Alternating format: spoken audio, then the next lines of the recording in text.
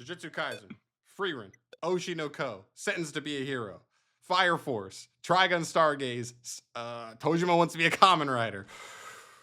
The season was stacked. We knew it was stacked when we got into it, but this is the first week where it feels like not only was it stacked coming in, but this week felt stacked. Not every single episode, but man, it's a pretty wicked week, boys. How we doing? How you doing, both of yous?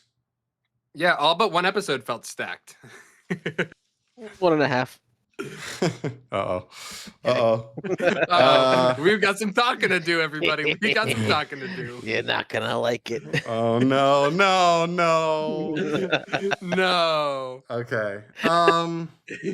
So you guys know the drill. We go through every episode of anime airing this season. We're gonna start from the top, the big boys. We'll work our way down to the more fringe, less massive fan favorite options at the bottom.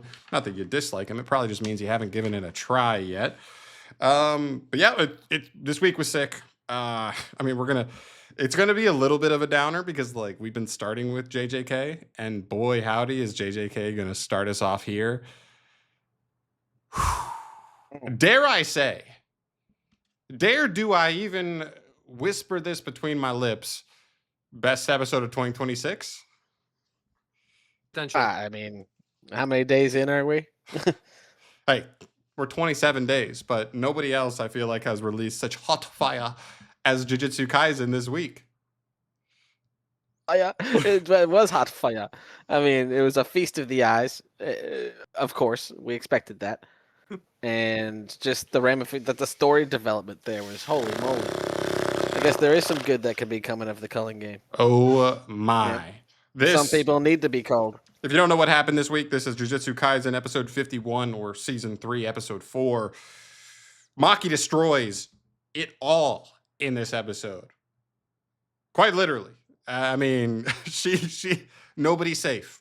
Nobody from the Zenin clan, and they even mention it at the very end of the episode that the members, and I think there are technically people in the Zenin clan that survived, but those are just people with the last name Zenin clan. I'm pretty sure there are no more sorcerers or combat related Zenin clan members because Maki assassinated all of them. This episode is sick. I mean, man, where do we even go from here? This episode just goes 0 to 1,000 in the first minute of this episode, and it literally doesn't stop until the credits roll. This episode's insane. Maki flies around. She goes next level. You can basically almost call her Toji comparable at this point. It feels like maybe there's a small gap there or something we don't know about yet that allowed Toji to get to the level he was at, but Maki's basically there. I mean, how do we feel about this episode specifically, fellas? This episode was gorgeous to watch. I mean, the animation alone was just fantastic. It was heart-wrenching for sure with the Mai and Maki little thing that happens at the beginning. Honestly, I was just so hyped the entire time, just yelling, yeah, fucking kill them all, let's go. And it was what we needed. It was definitely what we needed out of an episode. Yeah. And I felt justified. Man. I mean, yeah, how much do we want to nitpick here, really? I mean, you're not nitpicking anything. There's next to nothing. I mean, this isn't even really a complaint about the episode. There's nothing to nitpick. What can you even nitpick? Yeah, there's a few things. The pacing for me it just felt very fast. Which is not necessarily an issue, but it makes me wonder how much more the manga may have broke down or given us a heads up as to what was about to happen. And the second thing for me is I didn't feel that much of an emotional impact when Mai got absorbed, or whatever you want to call it, into Maki. How much time have we really spent with Mai? Agreed. We haven't spent a ton of time with Mai, and when we did, she kind of seemed like kind of a slug. So right now is that her to the MCs, whereas this is her and her sister, who have both been degraded by the clan, the heads of the clan, their entire lives, so they have that connection going for them. Sure, I'm with you that I think the idea of it hit me more than the character, it's herself, like giving her life for it. Like I can see the obviously the idea of a sister giving her life because the jujitsu world, the jujitsu sorcerer world sees them both as one entity, and so while they both exist, neither can really be complete. So one of them kind of needed to go to allow the other one to like reach their full potential, basically. But Yeah, I'm cool with that concept. It just felt a little rushed, if anything. As someone who's like grown up with twins his whole life, like not being a twin, but like all of my friends are twins, it like definitely hit me harder because like that I've grown up seeing that twin dynamic like my entire life. So it's just like that one kind of hit me a little bit harder without having to like really dive too deep into the Maki Mai relationship and whatnot. But yeah, that's just my personal take on it. I think it was solid. And I agree that this is super fastly paced as well, but I don't know if that's more of like we've kind of built up these clans as like badass and crazy and like low key, not really.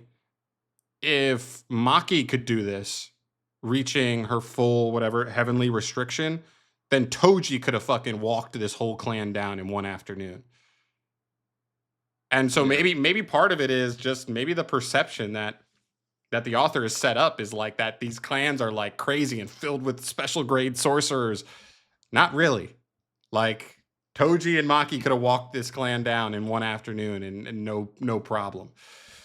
So maybe there's just that discrepancy. That's what was weird to me, is like they kind of built up these clans as being like, whoa, this is like a huge clan that had, just fosters awesome jujitsu sorcerers. And they're like pretty cool. They got some pretty good powers, but like not that crazy. Yeah. But other than that, you get into a ton of stuff. Man, where do you even go from here? You've got the crazy references to Kill Bill, the famous Kill Bill scene referenced in this episode, which is awesome. Yeah, I loved it. It's almost a little bit frustrating, the very beginning of this episode, how Maki does lose to her father, like out the gate, and you're just like, man, he doesn't even deserve that to get that like sort of win. Satisfaction. Yeah. But it gets flipped around pretty quickly. And then, man, there's just something this episode does to you, where just like the confident walk strut, if you want to call it, that Maki has the whole episode as she just walks everybody down is insane. Man, I don't know. This episode's so crazy. There's so much I guess you could even go into, just to not go so far into it. But I love the song. Once she basically finishes off that scene of all of the Kill Bill guys, the scrubs, basically, just the foot ninja, if you will, the foot soldiers. See, she then goes, they play this goofy kind of song, like that when she takes on is it the Hay unit? I forgot their names. But basically the actual power, like pretty powerful jujitsu sorcerers. And then that's when it starts to go really crazy, because they actually are like pretty strong. All of them have like a relatively like respectable like sorcerer technique, but it doesn't matter. Man. She's on a warpath. That scene in particular was really fun with the big fucking clap hands. Yes. Yeah, I love that. I love that. Yeah. It feels like this episode is broken up into a couple of things. It's like the beginning where she takes on her dad and then Mai passes her the sword. Then it's like the foot soldiers, because you get like a full like 5-minute scene of her just decimating all of them. And then it goes into like this final scene where she takes on the Hay unit, culminating in her finally putting Nalia's dumbass face into the dirt. Yep. Oh my god! I don't know how she didn't kill him with that punch. I know. They gave us like a straight up Mortal Kombat like brutality type scene with that. Like, not only that, you see it like in 5 different angles. Yes. So good. Yeah. So good. So I reckon she's got enough points to make a rule now. I don't know. I guess. I don't think they're in one of the zones. They may not be in a zone that applies to it. So it doesn't count. I think so, and that's part of the ambiguity here. But man, everything else. So this is like a really interesting thing. There's a couple interesting notes from this episode. Some people have been like truthers for Ranta, Do you guys remember who Ranta is in this episode? He's the kid with the eyes who uses like the eye technique. Oh, Yeah. And there have been people He who gets are like marked. justice for Ranta because basically everybody else they show in this episode sucks. In the whole clan, the Zenin clan sucks, except Ranta. Like Ranta at least is like a good boy. And like I even saw somebody online saying that the author even, you know how like Oda does his SBS things where he puts out like more world building outside of the actual manga when people ask him questions. The author of JJK put out a piece where he like basically wrote as if the Kukuru unit, the scrubs, the foot soldiers, had written reviews about the Hay unit because they're all kind of in charge of a handful of them and how they were all rated. And Ranta had like outstanding reviews. Everybody loved being in Ranta's division and nobody likes the other guys because they're all assholes. And so everybody's like, justice for Ranta. And I'm like, is it justice for Ranta? Like, is it though? I'm cool. He can go. Yeah. And it doesn't have to be like this harsh Is thing. he dead though? I mean, Oh, he's dead. I could see them maybe They're all bringing for him sure back. dead. Like, you know, I'm pretty sure he's dead. Yeah. But it's gotta be. I don't know. I guess my take on it is like, okay, but it's like I'm sure there were, you know, friendly Nazis that just had like your ideals were fucked and what you were fighting for sucked. But like, sure, you could go get a beer with the guy. You know what I mean? Like, I'm sure that always existed. Does that mean you should have left Nazis around? Like, maybe not. So it's one of those situations where it's like that, you know. But I thought that was like a really interesting take on like part of this because this is a massacre. This is by all means a massacre of a bunch of people, and there's not necessarily everybody is evil when there's, you know, a massacre of a big group of people like that. But man, this episode fucks. I don't know what else to say about it. It's a good one. It's a real good one. Yeah. Elite. I literally, yeah. Well, and Maki also is this character that's like so easy to like already, even because we haven't seen a ton of her. You honestly see the most of Maki in the first movie, like or the JJK Zero movie in between that came out in between the first and second season, but technically predates even season 1 in terms of like the plot. Right. But like she's so easy to like because she's Rock Lee. She's the no talent, no anything. It's just she fucking just trains her ass off and, you know, is able to kick people's asses who have much more natural talent than her, kind of built into it. So she's going to be really easy to like. I'm excited to see what she does from here because now by all means she's like special grade level. And I'm excited to see what else she does going into the Culling games. Oh yeah, especially with their new blade. Mm-hmm. I want to see like more of what it does. So, what are we thinking ratings wise for this episode, fellas? Easy 9. Yeah, I gave it a 9.6. I think this is the best episode of 2026, and I know it's a short, but if you're talking 3 weeks, 6 episodes a week, I mean that's the best out of 20 episodes, you know. So I think it's awesome. I'm also at a 9.6 for this episode as well. So Yep. Yeah. I mean, that seems easy. It's a layup. I mean, what an episode. There's still good episodes in this week, but this one obviously takes the cake, I feel like. Oh yeah. Mm-hmm. All right. Next episode, we got to talk about Freerun, episode 30, or episode 2 of this season, where we learn about the hero of the South, as well as we go on this miniature retrieve the demon sword mission. You know, they're in this new town. They have to retrieve a demon sword that was stolen by a demon. This episode to me doesn't hit as hard as last episode, and maybe that was by design that they wanted the first episode of the season to just be this, you know, feel good return. This one feels more par for just like a regular episode of Freerun, but not quite this like awesome spectacle. So I don't know. Where do you guys land, Chris? I really like this episode a little bit more than the last episode personally. You get to see a little bit more of action. It's not really a ton, but like there's at least a little bit more action. I also love that they did the Freerun meme. I don't know if you guys probably aren't tapped into the social medias, but for the longest time, for the last like, I don't know, 6 months all over Twitter, there's been a meme of Freerun like looking up and there's like this like blocky figure, and it's just looking up. Like you get to like see her chin and like her like jawline or whatever, but it's just like they did it in a really funny style. And it was like a meme all over Twitter and kind of everywhere. They did the meme in the show, which I think was funny as fuck. So it's just funny to see like that even the creators of the show and like the animators are like looking all over the internet and like seeing different things. And then I also think the spell that she got was just stupidly dumb. It is great. And I love it. They're always great. It's so good. It's so good. It's just turning red apples to green apples. And it's like, I have a question. I said, does it change the apple to a Granny Smith or does it just reverse the aging? And now they're just like less ripe. It's definitely Granny Smith. Yeah, I'm almost positive it just changes the apple itself. But I love this episode. I thought it was great. Freeren's fantastic all around. So Shalhoub. Yeah, it was fine. I don't know. here's the half. Yeah, the show bores me. I don't know. It's just it's not hitting the same way the first season did. I don't know. Maybe I'm just being a curmudgeon, but it's just it ain't grabbing me. So we're all kind of in different spots here, right? Shaylin seems to be the lowest. Chris is oddly the highest, liking this more than last week. And I'm kind of the middle where like I liked it, but it not as fun for me as last week. There's some cool world building, and that's one thing they do as they travel along is they do build this world out in Freeren really cool.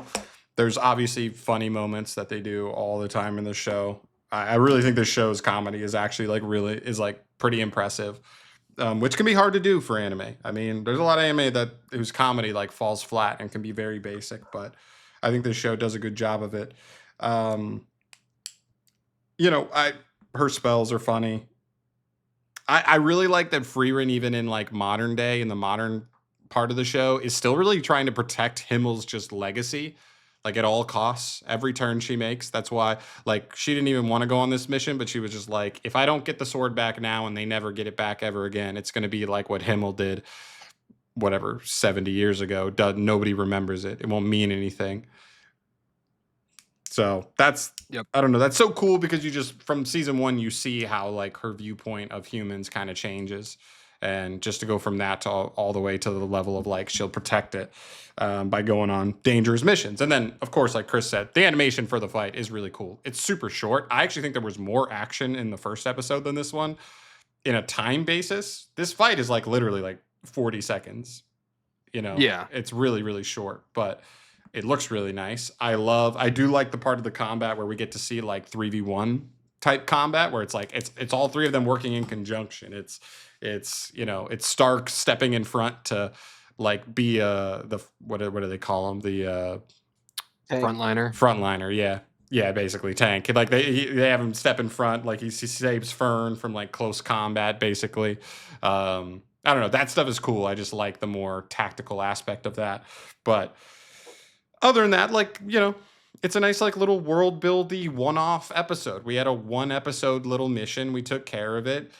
But we've said this. I like these episodes, but if we don't get to something a little bigger, these types of episodes can kind of run a little dry after a while, So yeah. I still gave it an 8-9. I like it. It's not full 9 for me, but I'm right there on the border. I know Chris is in there at a 9. No, I'm actually at an 8.7. Okay. I gave last week's episode a lower rating. What? Yeah. This guy's a phony fan, man. This guy's bogus. Okay, my bad. It's a 6 for me. I just, again, like I need something to happen. I need it to grab me again. That's I need to get low. me more invested back in the universe. I don't know. You didn't like learning about the hero of the South and like the weird tandemness between like Himmel versus the hero of the North, and then him as the hero of the South. Like you didn't find any of that story like at all nice world building and like appeasing. I mean, yeah, like it was nice. If I didn't like it at all, I would have been lower than a 6. It's more just that it like, I don't know. It's bottom of my list of great animes. So I think I also love the hero of the South. I mean, I know it's really quick that they run through them, but we also don't need multiple episodes or even really a full episode for some guy that we're about to just move on. This is like just world building, but I don't know. Right. Is he ever going to be referenced again? Because like then it might be kind of cool. Yeah. I don't know. I thought it was cool seeing how like he approached Freerun first, and then he was like, "Oh, but also I can see into the future, and you're gonna get approached by another person. Like you should join their party." Like There is I don't know. something interesting to that where like I don't know. He saw his future and just accepted it. I Yeah, don't know. Like that's weird. Like if you like to me, if you saw that like you were gonna fight the demons, like the main captain demons, and die doing it, you might just be like, I'm not doing I'm out. that. I'm just Yeah. gonna either keep training or make sure I have a strong enough squad that way I can defeat them. But the fact that he accepts it, not only that, just accepts his role, his position in this whatever, he, like, you know, where he just accepts his role in the world and even passing along the line to Freeman that tells her to tell Himmel, I swear I will clear a path for you. And you know, I'm sure we'll get more backstory on when they actually like defeated the demons, but like him killing 3 demon like commanders or whatever on his own may have been the difference on them being able to actually overcome the demon lord. So I think it's cool. I'm still there, not quite a 9, but just under it. I still think this show fucks, so I'm in there. Yeah. All right. That takes us into Oshinoko, episode 26, episode 2 of this season.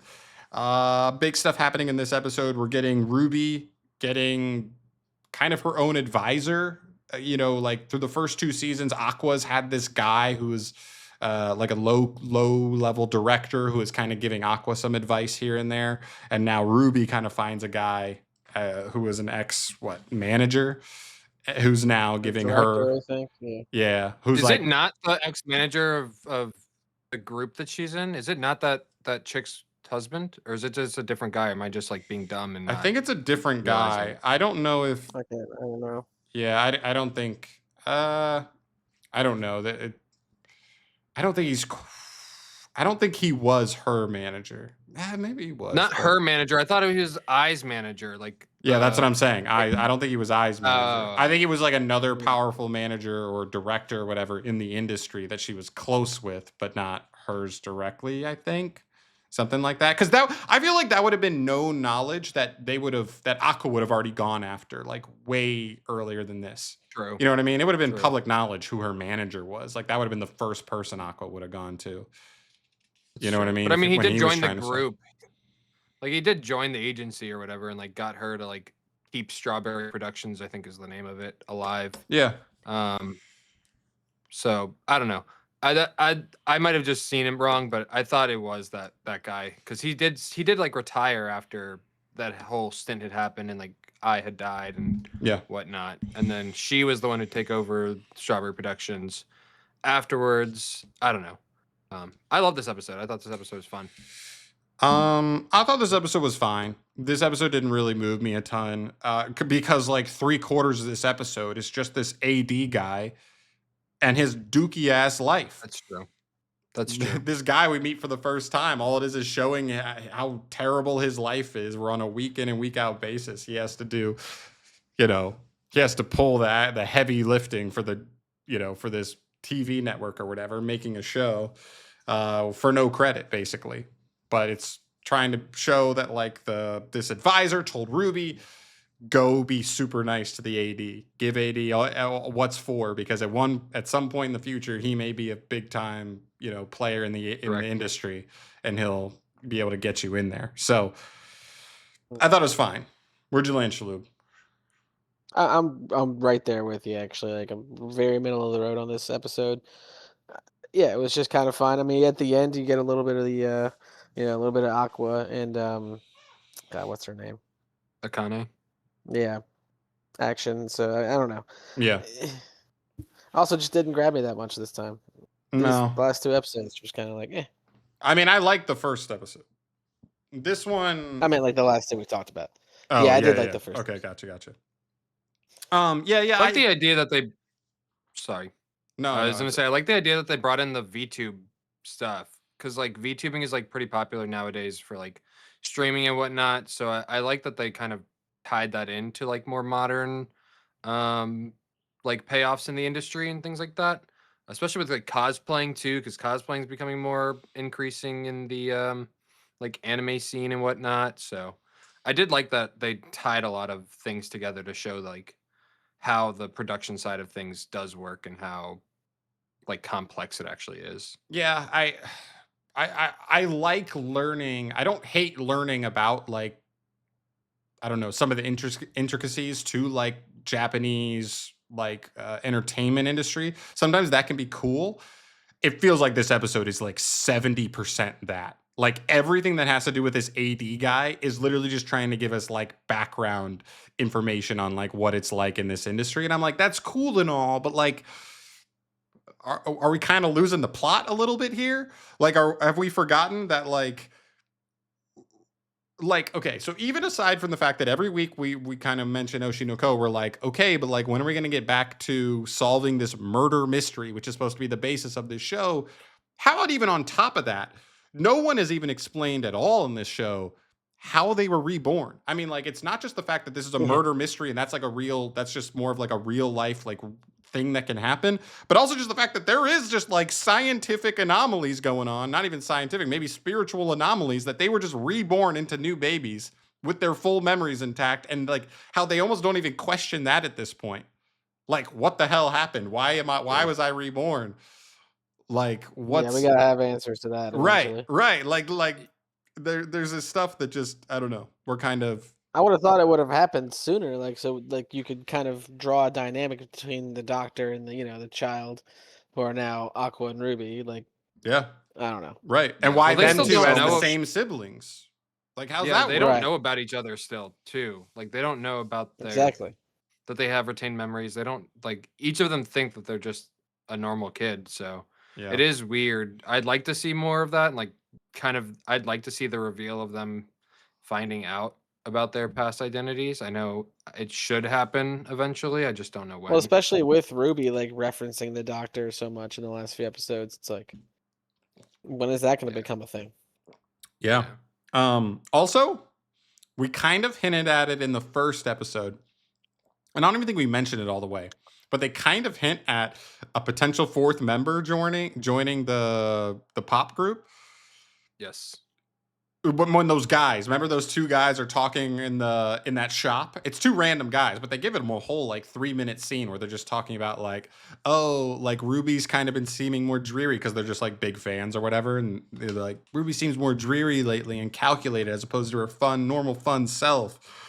And then the other guy, the old guy, is like, when things get weird like this, it could either be a sign that they're breaking up, or it could be the sign of a brand new, like a fourth member. A new member's coming in and they're all anxious about it because it's going to shift the dynamic. And then if you also go and watch the opening for this season, not just listen to it, but watch it, there is a fourth girl dancing with them in the opening. And I can't tell if it's Akane or if it's a totally different girl. I honestly couldn't tell. Like I didn't want to look too deep into it. But I was like, is Akane going to join them? She's the only other like girl that's like relevant enough in this whole show. Or is there going to be a new character introduced? Who knows? I don't know. Maybe this dude's little sister's going to join him. I don't even know who it was. I can't even remember what she looks like now, but I just remember being like, why is there 4 characters dancing here? That's weird, because it had already been planted in my head from last week's episode. So we'll see, but I thought that was like kind of interesting. Yeah. The other thing I have that's interesting. Yeah, the other thing I have that's interesting is Akane is aware of Aqua's true feelings. Like she just blatantly talks about it this episode. But she's fine with it. She's still weirdly obsessed with him. Yeah. Yeah, and I like that. I don't know if I like it, but like I was intrigued by the like intricacies that plays, especially because like she doesn't really house a ton of jealousy, but she kind of also does have some jealous side to it. But she's like respecting the fact that Aqua's like trying to put his all into their relationship that they are having. So I think that's like a cool note to at least bring up, especially because we talked about what's her face? I can't even remember her name right now. Kana. Like no, the other one, prying into Aqua and Kana. Kana is the older one. Oh, Memcho. Mem, yeah, I'm Mem. sorry. I like that The old it lady? plays into Yeah. Mem from last episode. Not enough yeah. Memcho in this exactly. episode. In fact, literally zero Memcho in this episode. Memcho was the best part of last Need episode. more Memcho. Need It more was. Memcho. So, all right, I'm 7-7 on this one. I thought it was fine. I like learning about more of the industry. I think there's some hints at some fun stuff going forward, but this episode itself, I just can't push it too much higher. It's just when 70% of your episode is just some guy we just met, and like he seems like the kind of guy that like when this arc's over, he's not going to be too relevant, or maybe he'll come back way later. But it's like you didn't need to do a full episode on this guy's life. Anyway, Yeah. where you guys land? I was 8 flat on this episode. Sure. Very weak, very weak 7 for me. Almost a 6. Yeah. It's not shocking. I don't think that's heinous. I don't think that's heinous. We need to get somewhere, and I know we are, but like, Yeah. we need to get somewhere now. Yeah, I'm still here for it, but Yeah. yeah, Yep. don't make me regret it. All right. Next episode, we have Sentenced to be a Hero, episode 3. Man, I mean, this show's just been steady. Every week's been fun with Yeah. Sentenced to be a Hero. Can't really complain about it. We go through, we basically jump in already inside of the mines on this rescue mission to save the mine workers who were basically abandoned by the military that were like too late to let them know that they were about to be eaten in underground. So that's fun. And then I would say the other like biggest part in this episode, because I guess it all factors into like the rescue mission, but like they fight another demon lord. What do they call him? Yeah, Demon Lords. Demon lords. But we get the king himself. Yeah, we do. He goes hog wild, man. I mean, he's taken on. I mean, he's the GOAT in this episode. He chopped off his own leg with, man, he didn't get a clean cut on the first try. It took him. No, he did not. They did not Like censor 8. this shit one lick. He It was took him like 8 sliced. chops. He was dicing that leg up like 8 different times, just over and over Yeah, again. it's tough. Man, Yeah. That was real tough. it's man. Was that this episode, or was that last episode where the quote from Xylo where he was like, "Man, you really are a great king." I can't remember. I think that was last episode. I think that was last episode, but like that Yeah. also like still was just fun. It was still just like so interesting to me because like he knows he's like delusional. He's not actually a king, but to still be like, damn, Might if be. you were though, like maybe you should be, because like Yeah. this guy has his people's like best interests in mind. He's willing to just lay it all on the line to save his people. He's the man. I want his full backstory. I want to know why he thinks he's a king. Because Yeah, Xylo I do also too. said last episode that it's not related to him losing his sense of self. He said he's always been like that even before. Hmm. So I want to Yeah, see. I dude's want to see just his crazy. backstory. Yeah, he's just Yeah. crazy in a good way. I love it. I love it. Salute. Yeah. Duh, I mean, you guys are you're stealing all the words out of my mouth. Sorry. I'm curious why he was sentenced to be a hero, really, you know? Sorry. Like, what the hell did he do? Is it because he was a fucking rival king? Like, was he actually... I think he was actually a king. I'm really So- curious. Yeah, that maybe it could be, right? Like, or like a king of a small territory type situation or something. Yeah. Um, And I want to know a lot more about him. He's awesome. I liked him from as soon as we saw him. this is another character that gives me a little bit of Arthur vibes from Fire Force, of just like Arthur Yes. believes he's a knight, this guy believes he's a king, but like so yeah, but that's I don't want to dissolve this into a fuck Fire Force conversation, but like I liked Arthur's backstory until they were like, no, his parents are actually totally alive. This isn't like a sad backstory where like he still thinks he's a knight to like cope with losing his parents. His parents just ran underground and abandoned him. Like, Yeah, they're just pieces of shit. yeah, they're just pieces of shit. And I was just like, oh, this isn't like a sweet, like he did this to, save the memory of his family or whatever. Like that's why he's like convinced himself he's a knight. It's like, no, they're fine. And they're totally alive. But I don't know. But I like him a lot. He's a fun character. I also love, what's his name? Tatsuya? Is that his name? Yeah, Tatsuya is a fucking dog. I thought low key he was kind of being set up as like this expendable character where like he doesn't really have any sense of self anymore. So they've kind of laid him out as like this hero who could die in a mission, and like it'd be like, you know what, this is probably for the best of him, so that way he didn't have to keep going on doing these terrible missions without even having his sense of self kind of thing. But he's still around and he's a beast. He's actually awesome. And he even showed that he can like manipulate his body. Like he upped his strength basically. Like, I don't know, he gave himself like a power buff and he just like buffed up real quick. And it's so funny. I love this. But when the fight's over, he just like deflates. Swings back down. Yeah, he just like deflates like a balloon and then just like slinks on the floor. Like, man. That makes me wonder if that's like one of his things, like his secret packs or whatever. Like how Xylo has his multiple ones. Right. But he's still pretty competent though. Like he doesn't have sense of self, but it's not like when they say, "Hey, do this, Tatsuya," like or like they almost like they assume Tatsuya needs to cover them. He like there's like a point where he like jumps in to literally like cover somebody, and like fight one of the tree branch tentacles. But really fun episode. I like this. Why was that tree like kind of thick? Low-key bad. Why is that tree low-key bad? That's what I'm animals. saying. Dog, You Lotus fucking animals. Lotus was bad. That's all I'm saying. Disgust me. It's a demon king out. Low-key thinking about being a demon queen, yo. Oh. My goodness. There's worse. no, there's really. worse outcomes. You know what I'm saying? Okay. Also, About the splinters, pal. speaking of the OPs, and maybe I should just stop watching OPs and just listen to them because like a lot of them can like low-key kind of spoil some small things. This isn't really a spoiler, but they have clearly already shown other like more badass looking characters, right? Like Tatsuya and the King look kind of, their designs aren't badass. They're badass to us because we've seen what they do. But like they've shown characters that look like more Xylo level hero than these other guys. And I'm really excited to see like more like full badass kind of hero levels. Like I want to like as strong as like solid as fighters as Tatsuya and the King are, like they're not as strong as Xylo. And I want to see like high level. I don't love shows when like your main character's like the only character like on his plane. Generally, there's exceptions to the rule, but like I just think you can build out a world much more interesting if like if you have other characters in the show where you're like there's an argument this guy could beat Xylo, that it could be a fun fight or whatever. I just don't want Xylo to be the unquestioned, clearly the strongest person on this entire planet. But we'll see. Any one of them stick out to you? Because I have one that stuck out to me that I literally wrote about it.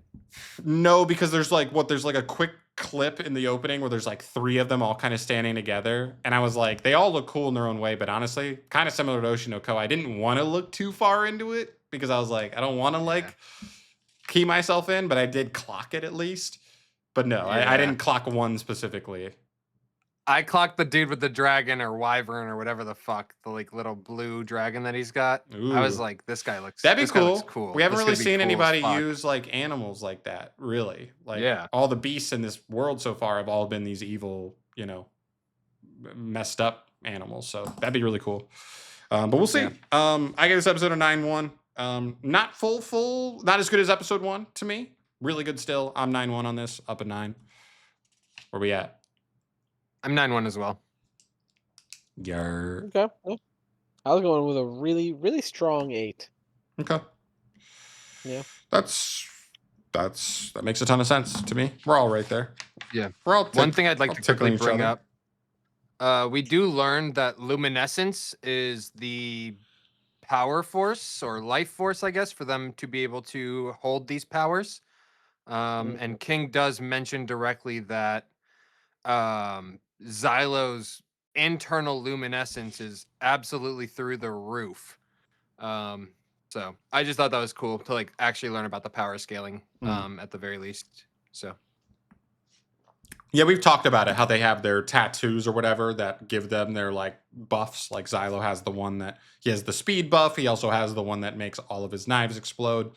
Stuff like that. I would love for them to dive into that system. It doesn't seem like it has to be a super complicated system either, but I just would like some explanation.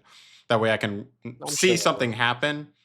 Like you can just, once you explain it, then it's like you can just show a character and it will like mostly make sense of like how they're getting what they're getting. exactly. But yeah, I'm sure we'll get to it. Sends to be a big hero. It rocks, man. It's good stuff. I'm really, really happy with it so far. All right. Same. Let's move on here. Let's move on to Fire Force episode 55. Dude, this episode rocks, man. 9.5 out of 10. Only second Episode to JJK. 55. Yeah, Thought this was episode 63 of Fire Force. that is. Oh, you might be right. Yeah, I think you're right. Actually, I miscounted. I think I forgot the first part of Don't listen to Season episode 3. 55. Doesn't matter. Whatever this episode of Fire Force doesn't matter. We might be dropping it after this week. The show is the show, man. This So bad. Yeah, I didn't pay much attention to this episode, if I'm being quite honest How with everybody. could you, dude? It's another context dump. It's another just info dump. Oh. That's all this So episode boring. is. Listen. I'll say this: small positives of this episode. I actually thought Show was really funny in this episode. We haven't really seen a ton of Show, but Show is funny in this episode. Like he's just like a little 11-year-old or however old he is, just like a little boy, and he's just like going to like a like a. What is it like The news place or whatever? Yeah, he's just going to like a news place, like fully giving them a full like interview, basically trying to find out a bunch of information. You get some info on like Sho and Shinra's mom, virgin birth, and like you're also setting up this idea of that like the things that exist in this world exist because of the collective thought about it. If that makes sense, like they basically lay out the fact that like because society believes in a virgin birth hero and a virgin birth whatever, that's how Shinra got birthed. And on top of that, the reason people burst into flames is because like that's the way that society views death. And that's how people die in the society now, is they just like burst into flames. That's how they just like view death. Yep. Which is weird. I think it's like kind of a cool idea, but when you just have an episode like this where like nothing happens, like man, like we get to see more of the Soul Eater Moon. That's fun. Right at the beginning of this episode, That was fun. Loved it. Yeah, this episode is The just only- all Show on his 23andMe grind. Yeah, pretty much. I thought it was so dumb to just like tie in religion essentially into their origin story, and I'm just like, what are we doing here? Like, what are we doing? Like, this is the dumbest shit on earth. The only cool part I will say is like what John mentioned earlier, like Adola is just the image of mankind, like what they perceive. So technically the Soul Eater world is how mankind internally perceives the world. Which is cool, whatever. But other than that, get the fuck out of here with this fucking virgin birth bullshit. Like, what are we doing? Like, this is the dumbest fucking story plot on all time. It was dumb enough in fucking religion. It's dumb enough now. Like, what are we doing? Terrible episode. I am ready to drop this show. Yeah, I don't even know how to rate it. I gave it a 5. I gave it a literal 5, and I should have gone lower. I gave it a was thinking about 7, and I 3. should have gone lower. Yeah, man, like I don't know. Maybe I was just excited when I watched it, and like I was coming off of something better than it right in front of it, and something better right after it, and so I was just kind of like in a groove. I was oddly locked in on this episode, and I still am just like, man, how do we have 10 episodes left? 9 episodes left of this show. How is that possible? It felt like we were closer to being finished to My Hero when we went into the final 11 episodes of My Hero. And My Hero even had a free last episode to just do a, hey, here's what everybody's doing after, 6 years later. And like, we're 3 episodes in and nothing's happened. Nothing. There was literally 3 episodes at the end of My Hero that was all just aftermath. They could have just resurrected the 8th pillar in the beginning of episode 1, and this last 12 episodes could have just been shit's hitting the fan. How do we save the world? And we're 3 episodes in and nothing, man. Like I get Actually, it. Maybe the author wanted some of this backstory for Sho and Shinra's mom and stuff, but like, man, not with 10 episodes left. We ain't got time for this. It feels like this is gonna get so rushed. That's what this feels like. It's gonna get so rushed. Or they're gonna put out multiple parts and drag it out, and it's gonna be. That's what I said. I didn't think so, but everything we've like seen online says that this should be the last 12 episodes this season. Yeah, everything's just- showing that this is gonna be it. Which just makes no sense right sad. now. It's just sad. Like, what's up with this? Like, why are we so poorly paced at the Yeah. end of the season? No, it's sad because we just haven't seen, like, we've seen some peaks in this show, like the back half of season 1, where like there are some actually like really cool fights and stuff, and then just like everything since then has just felt like slice of life. Like they're trying to be serious, then they're not being serious. They're having trouble with like knowing what they want to be tonally with this show. Yeah, I don't know. I just it's rough. I have to finish it because I'm 65 episodes in, but like other than that, like I'm not. I can't do too much other than that. You know, like I can't fully enjoy it. I just have to power through it. Yeah. Bummer. I mean, I'll keep watching, but I don't want to. I know. Yeah. I know. Are we just holding out for like just an insane finish? Like 5 episodes left. It's just that's where they put all the budget. But like, what's the point of even watching a full season then? Like, just fucking make the first part of season 3, and just extend it another 7 episodes, and then just call it there. But like, why are we putting all this like fluff in the middle, just like wasting time and space? Like, what are we doing? Yeah. Yeah. That's where we're at. Okay. All right. Windows, Jesus, killing me right now. What is going on? All right. So listen, we could have this discussion, but I'm gonna watch this show regardless. Sounds like Chris is gonna watch Yeah. this show regardless. We might as well just finish this season. I feel like on it. You know. Yeah. You know, and as good as the show is, which is not right now, we would cut it. But the problem is, this isn't no Gnosia, and it's like, oh, like it's a new show, like whatever. We're just gonna choose not to get into it. We're 65 episodes in. We might as well just finish the last less than 10 at this point. Yeah. So we're gonna stick Gotcha. around. It is what it is. Bummer. Low scores. Bad show right now. Bad show until it can, I don't know, hit a home run down the stretch. Which brings us to our next show, which is Trigun Stargaze. I thought we had a fun episode this week. I thought we had a pretty enjoyable Stargaze episode.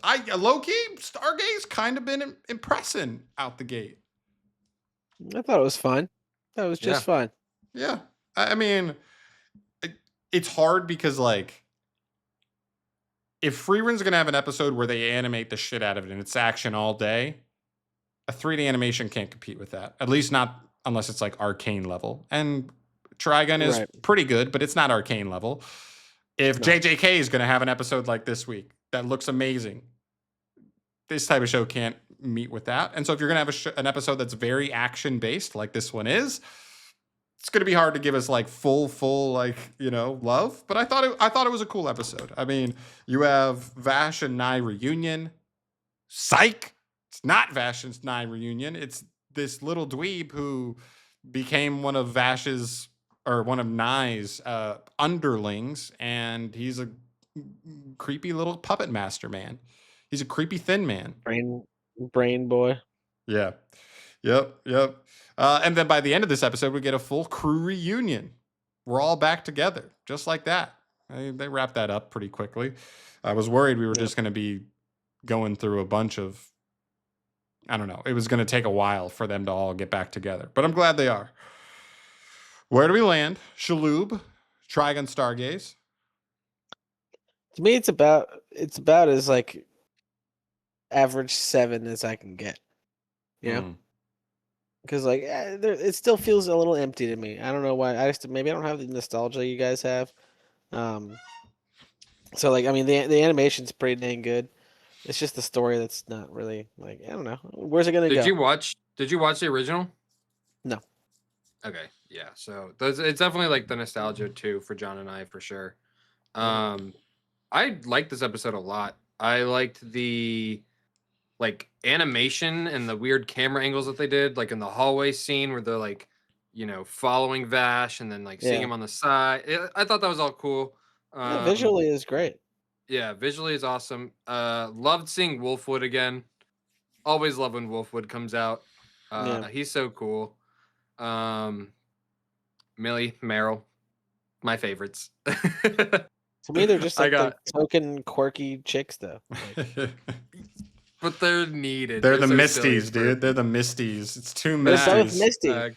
They're both misty. They It's don't crazy. actually do Yeah. a ton. Well, okay, Millie's too new. We could say Meryl doesn't Yes. do anything. Maybe Yes. Meryl's more misty, and maybe Millie ends up because Millie is like her whole thing is she's kind of a tank. She's kind of like a big burly lady. I know we kind of talked about that last week or maybe 2 weeks ago. Where like her design is not as big and burly as in the original anime. She was sauced up, and now she's just standard build. I don't know, whatever that means, but she was like noticeably a tank in the original anime. But still, maybe Millie ends up being like a, actually useful in combat, and Meryl just is moral support. She's got her big gun, man. Millie's got this. Yeah. No, she's got a really nice big gun that's, nice and 1/3 the size of Wolfwood's. So good for her. Yeah. But yeah, I thought this episode was awesome. I thought the whole fight, once we got into like the action, it was really like it went on for a while. And I thought it was really well done. I thought it was just well choreographed. Once we got into like just Vash versus the guy, it almost felt like John Wicky to me, where like, I don't know, just that the choreography of it was just really cool. It was just well done. It felt like you were almost watching like a live action fight scene. But I liked it. At the end of the day, is this a character we'll probably just maybe never see again? Probably. And this was just a vehicle to help our main characters kind of like come back together and go from there. Sure. But if you're going to do it in a fun way like this. So, yeah. Also, is Vash just like a dog now? Is that supposed to be part of his like progression this season, where now that he's been broken down, he's kind of just like a dog? Whereas like in season 1, he was kind of like afraid to get into combat, and now he's like quick. Now he almost like initiates combat. Yeah. He's not going to let somebody come to him. He goes after them. Even though he didn't want to kill the guy, he wasn't afraid to do everything Yeah. So. Yeah, I dig it. I thought it was cool. I gave it an 8.8. I gave it a high 8. I like this episode quite a bit. Wow. I didn't go that high. I gave it an 8.4. Shalubis? I gave mine earlier. I gave it a 7. Oh, you did give it a 7. Gotcha. Yeah. All right. A little low. Well, I said it was like about as average of a 7 as I can get, Okay. Like 7. I'm not going to put any decimals on it, but I feel about decimals. This guy wants to so hard. I want to. No, he just wants to stand on his principles. Next season. I'm dug in. I can't go out. Yeah. We'll break him down. We'll break him down for next season. Yeah. We'll get him. We'll see. I'll use slashes. All right. That takes us into our final episode of this week. Tojima wants to be a common rider. Our sweet darling boy. This show cannot let us down. This episode. All right. This episode is awesome.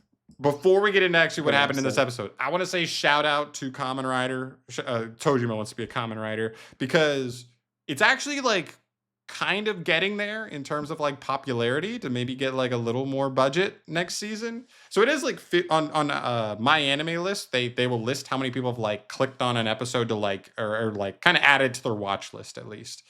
And it has like 50,000 people who have it on my anime list, which is 8,000 behind Trigun Stargaze, which, for a first season of a show, like, we'll take those. And maybe that just gives us hope that for whatever season 2 exists in this show, if it gets there, hopefully that means, maybe they get a little more budget. They say, okay, you got some views. Let's earn some more views with a little budget increase, which would be sick.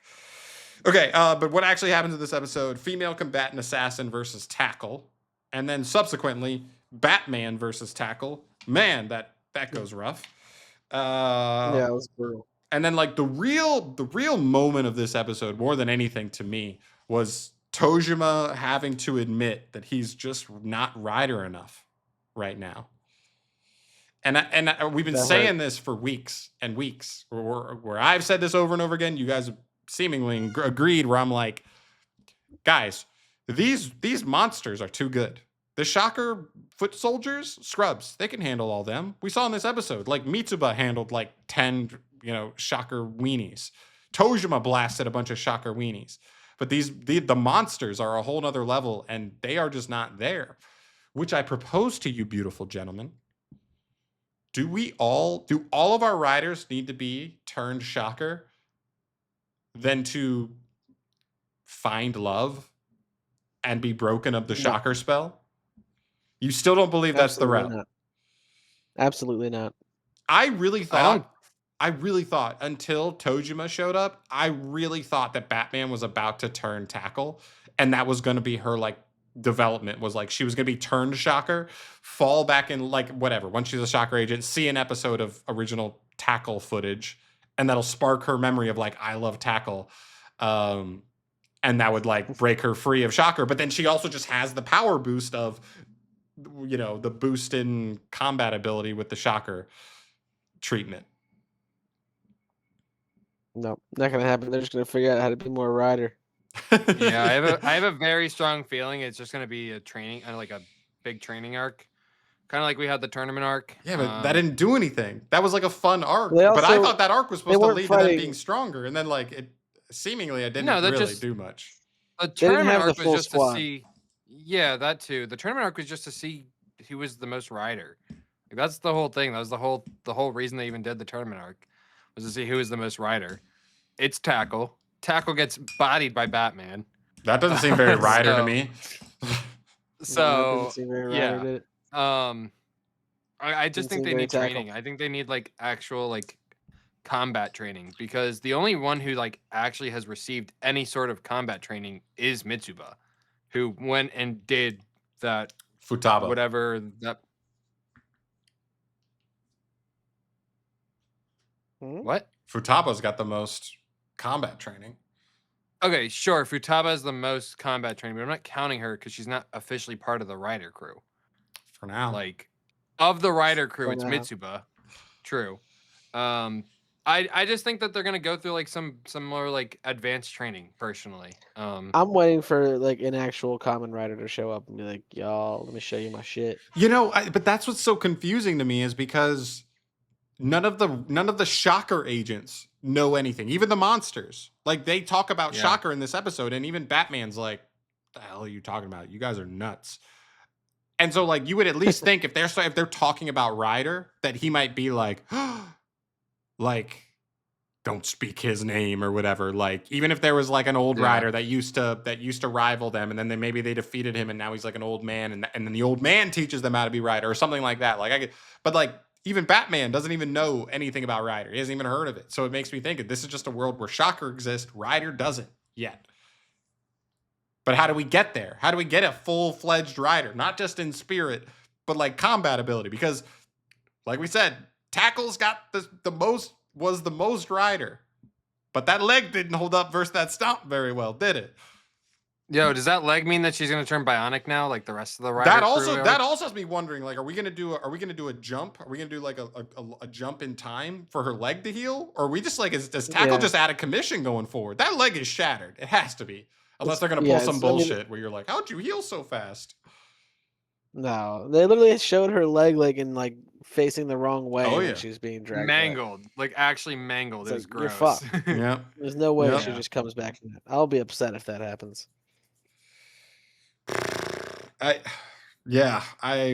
I'm with you that like I don't think it makes the most sense for them to do that. Maybe I could see them doing it for one of them. You know what I mean? If that's how one of the Rider agents Sure. gets there, is by being turned into Shocker and then being whatever realigned, and then the other ones, there's going to be another way. There has to be. All I can say is, with the information we have available, the only route I can see that makes reasonable sense is the Shocker thing. Because otherwise, I'm just like, how? We've been shown Yeah. nothing else in this universe that proves that it could make you strong enough to fight a Shocker monster. Yeah, You'd I also think they have to- just will show us something new. Yeah. Yeah.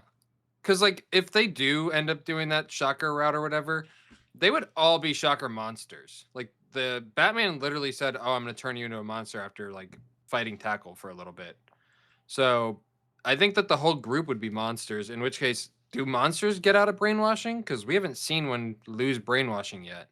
Yeah, I don't know if that's just out of we've only seen two, and so maybe it's just those two. But it also feels like Spider-Man is on the verge of, you know what I mean? He's on the verge of like understanding humans and not wanting to kill humans anymore. So I don't know if he's all the way there or if we'll get all the way there, but like that seemed like that was sort of a developing plot point for him. So I don't know. Still a fun episode for me. I can't give it less than a 9 flat. I just can't. I can't do it. So it's going to get a 9 from me. It was still hype. I feel like even in a show with a low budget, this was a particularly low budget episode. This episode is slide in PNGs, man. Even more so than normal. But the voice acting is just so good. Like I know It's so Makes good. up for It so makes up much. for the it. music, we got an I am tackle drop. We got a music yeah. drop for Yeah, we Tojima did. showing up to hit him with a rider kick. There were some good, you know what I mean, some good moments, and I know it's Solid hard, moments. and someone could mark this show down just because the animation is not that great, and I would understand that. We rate it knowing its limitations because that's not their fault. You know what I mean? It just seems like if they had a bigger budget, they would love to have better animation, but it's not We'll even see. like the animation is bad though, in my opinion. Like it's objectively No. fine. I think they do a good No, it's job like at like cutting cartoony and corners funny. for it. Yeah. They do a good job at cutting the corners they need to still make it look competent without it being like egregiously like, oh my God, I can't watch this. Right. So yeah, I'm 9 flat. Where do you Jim Oaks land? It is Same. a 9.2. 9 and 9.2. I mean, man, I thought you boys were gonna be like, that's high. You're high for this episode. I love it. I love it. No, I'm, it's our Tojima's goal. too good. I'm Tojima's too good, baby. I'm It's awesome. easily my favorite anime right now. Yeah. It's not crazy looking at the lineup. All right. And then quote of the week. We'll mention this because it's outside of the episodes we watched. Quote of the week is down with the brown. Dare I No. even ask which one that's from? It's from Journal with Witch. Yeah, it is. Oh, what? It is from Journal with Witch. It's a totally wholesome quote. It just doesn't sound wholesome at It all. sounds so No, bad. Sure doesn't. Sounds so bad. Yeah. I was just like, brother, no. First off, you're talking to a 15-year-old, so like, you gotta watch your fucking mouth. no. Can't say that. But yeah, obviously this is a translation thing, and this would not nearly translate as directly as it does in this instance. But it's great. I forgot the dude's name, so that's my fault. But Journal with write it Witch, down. we've said it once, we'll say it again. I don't even. It's such a weird show because like I don't even know if we'd be able to do a whole segment talking about it every week. But it's just like it's just really well written. The characters are really likable. I enjoy it. You should watch it if you like slice of life stuff. Yeah, So, it's fantastic. yep. Yeah, that's all the eps for this week, boys. My boys and berries. What else? Nothing else. We're done. We've done this thing. We do it. Thanks for watching. We're getting out of here. Appreciate y'all for hanging by. We'll see you in the next episode. Subscribe for more from us. Bye-bye.